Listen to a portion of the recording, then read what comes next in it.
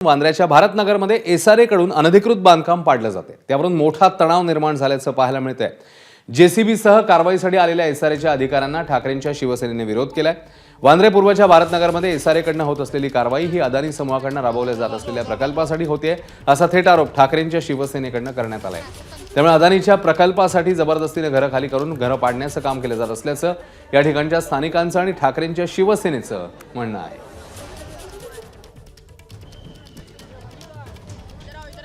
इकडे भारतनगर असो किंवा उद्या धारावी असो, कुठेही जर असं झालं तर तिथे आम्ही मध्ये येणार म्हणजे येणार।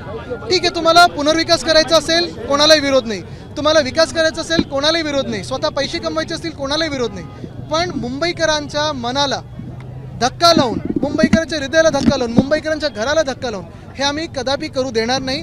तुम्ही जर ॲग्रीमेंट कराल नीट, त्यांच्या जे काही हक्काचं त्यांना देत असाल तर नक्की तुम्ही इथे काम करू शकाल। ही जी सगळी स्ट्रक्चर आहेत ही अधिकृत आहेत, हे सगळे लोक पात्र झालेले आहेत।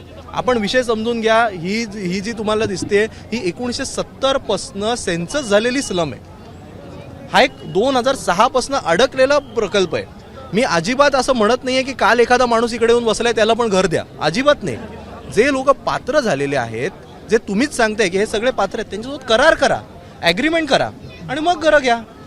काय मी काय एक जरी गोष्ट गैर सांगत असेल तरी मला तुम्ही विचारा। एबीपी माझा, उघडा डोळे बघा नीट।